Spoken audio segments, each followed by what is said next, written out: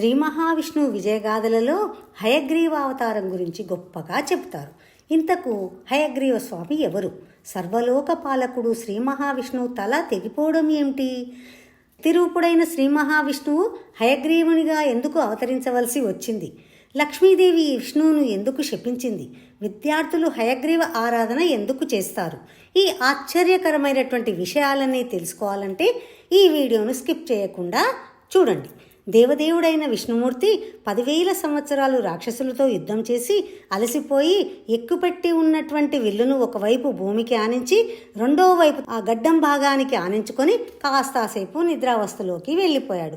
అలా గాఢ నిద్రలోకి వెళ్ళిపోయాడు శ్రీహరి. కానీ దేవతలు ఆ సమయంలో యజ్ఞం చేయదలిసి శ్రీ మహావిష్ణువు అనుమతికై అక్కడికి రాగా శ్రీ మహావిష్ణువు విష్ణులోకంలో కనబడలేదు. దివ్య దృష్టితో చూడగా శ్రీహరి నిద్రలో ఉండడం గమనించారు దేవతలు.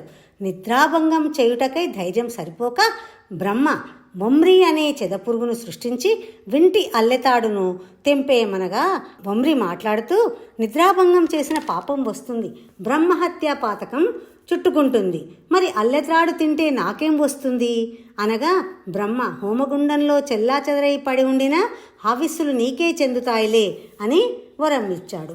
అప్పుడు వమ్రి అల్లెతాడును తెంచే క్రమంలో తాడు తెగి శ్రీ మహావిష్ణువు శిరస్సుకు తగిలి శిరస్సు భాగం తెగిపడిపోయింది. అంతా లోకమంతా అల్లకల్లోలం, భీకర శబ్దం, పెద్ద పెద్ద శబ్దాలు, భూమి కంపించింది, పర్వతాలు కదిలాయి, ఉల్కాపాతాలు చెలరేగాయి, సూర్యుడు అస్తమించాడు, చీకటి బీభత్సం. కొంతసేపటికి తేరుకున్నటువంటి దేవతలకు శిరస్సు తెగిపడి ఉన్న శ్రీహరి కనిపించడం, తలభాగం కనిపించకపోవడంతో దేవతలంతా విలపించసాగారు.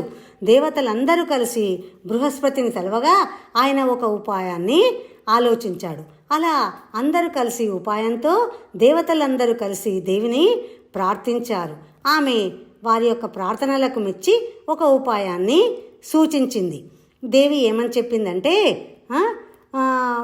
హయం అనే ఒక గుర్రం తలను తెచ్చి అతికించండి అని చెప్పగా వారు అలాగే చేశారు. తిరిగి జీవం కలిగినటువంటి శ్రీహరి గుర్రం తలతో అవతరించాడు. ఇదే హయగ్రీవుని యొక్క అవతారం. ఇది దేవశిల్పిని వేడుకోగా నేర్పుతో అతికించినటువంటి తల. అమ్మ, ఇలా జరగడానికి కారణం ఏమిటి? అసలు శ్రీ మహావిష్ణువు ఏమిటి? అతని తల తెగిపోవడమేమని చెప్పగా ఆమె కారణాలు చెప్తూ ఉంది. ఆదిదేవి దేవతలకు వివరిస్తూ ఉంది. ఈ ప్రపంచంలో అకారణంగా ఏదీ జరగదు. ఈ విష్ణుమూర్తి లక్ష్మీదేవి సుందరవదనాన్ని చూసి ఒకసారి అదోలా నవ్వాడు. ఎందుకబ్బా అనుకుంది. నా ముఖం అంత వికృతంగా ఉందా? కాదులే, ఎవరినో నాకు సవతిగా తెచ్చి ఉంటాడు, అందుకే ఇలా వంకర నవ్వు నవ్వుతున్నాడు అని ఒక నిర్ణయానికి వచ్చింది. ఆమెలో కోపం ప్రవేశించింది. తామస శక్తి ఆమెలో ప్రవేశించి ఆమె భర్త అని కూడా ఆలోచించక శపించింది. నీ శిరస్సు తెగిపడిపోవు కాక అని శపించింది. మరి ఆ కాలయోగం అలాంటిది.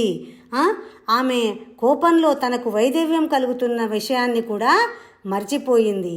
ఆ శాపమే ఇప్పుడు కారణరూపం దాల్చింది అని చెప్తూ ఉంది దేవదేవి దేవతలకు. అలా శిరస్సు ఉప్పు సముద్రంలో పడిపోయింది అని చెప్పిందనమాట. అంతేకాకుండా ఇంకా హయగ్రీవుడు అనేటువంటి రాక్షసుడు సరస్వతీ నదీ తీరంలో గొప్ప తపస్సు చేశాడు. దేవి అతని తపస్సుకు మెచ్చి వరం కోరుకోమనగా మృత్యువు లేకుండా వరం అడిగాడు హయగ్రీవుడు. పుట్టినవారు మరణం తప్పదు, మరణించిన వారు మళ్ళీ పుట్టక తప్పదు, అలాంటి వరం నేను ఇవ్వలేను, కాబట్టి వేరే వరం కోరుకోమనగా సరే అమ్మా, అయితే హయగ్రీవుడి ముఖం కలిగినటువంటి, అంటే నా ముఖం కలిగినటువంటి వాడి చేతిలోనే నా మరణం సంభవించాలని కోరుకున్నాడు. హయం అంటే గుర్రం. దేవి తదాస్తు అనిందనమాట. ఇంకా ఎప్పుడైతే వరం పొందాడో అతడు ఆ వర ప్రభావంతో విర్రవీగుతూ దేవలోకాలన్నీ కూడా అల్లకల్లోలము చేశాడు. దేవలోకమంతా బీతిల్లి పోయింది. శ్రీహరిని మొరపెట్టుకున్నాడు. అలా మొరపెట్టుకున్నటువంటి శ్రీహరి హయగ్రీవ అవతారంలో ఆ హయగ్రీవుణ్ణి సంహరించాడు. అంతేకాకుండా ఇంకొక కథ కూడా ప్రాచుర్యంలో ఉంది. సృష్టి ప్రారంభ దశలో మదికైటబులనే రాక్షసులు బ్రహ్మ వద్దనున్నటువంటి వేదాలను దొంగిలించారు. హయగ్రీవ అవతారంలో వెళ్ళి శ్రీహరి రాక్షసులను సంహరించి వేదాలను బ్రహ్మదేవునికి ఇవ్వగా మళ్ళీ సృష్టిని ప్రారంభించాడు బ్రహ్మదేవుడు. ఇంకా సకల విద్యాప్రాప్తికి హయగ్రీవ స్తోత్రం అలాగే లలితా సహస్రనామాన్ని బోధించాడు హయగ్రీవుడు అగస్త్య మహామునికి. ఇంకా విద్యార్థులు విద్యకై మరి ఎందుకు ఆరాధించాలి? ఎందుకంటే హయగ్రీవుని యొక్క దేహం శరీరము సర్వదేవతలకు నిలయం. హయగ్రీవుడి శరీరంలో ఉన్నటువంటి భాగాల్లో సర్వదేవతలు ఉన్నారు.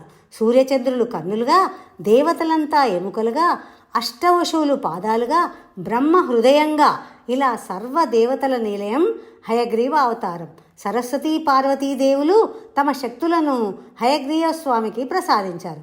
అందుకే హయగ్రీవ జయంతి రోజు అక్షరాభ్యాసాలను కూడా చేస్తారు. స్వామిని ఆరాధిస్తే వాక్శక్తి, విద్యాశక్తి, జ్ఞానశక్తిని ప్రసాదిస్తారని ప్రజల యొక్క ప్రగాఢ విశ్వాసం. అదే రోజు శ్రావణ పౌర్ణమి హయగ్రీవుడు జన్మించినటువంటి రోజు కాబట్టి ఆ రోజును హయగ్రీవ జయంతిగా దేశమంతా జరుపుకుంటారు. మరి ఈ కథను విన్నట్లయితే మనకు దేవి శక్తి మహిమను, శ్రీ మహావిష్ణువు తత్వాన్ని గురించి కూడా మనం తెలుసుకోవడానికి వీలవుతుంది. ఇది హయగ్రీవుని యొక్క అవతారం.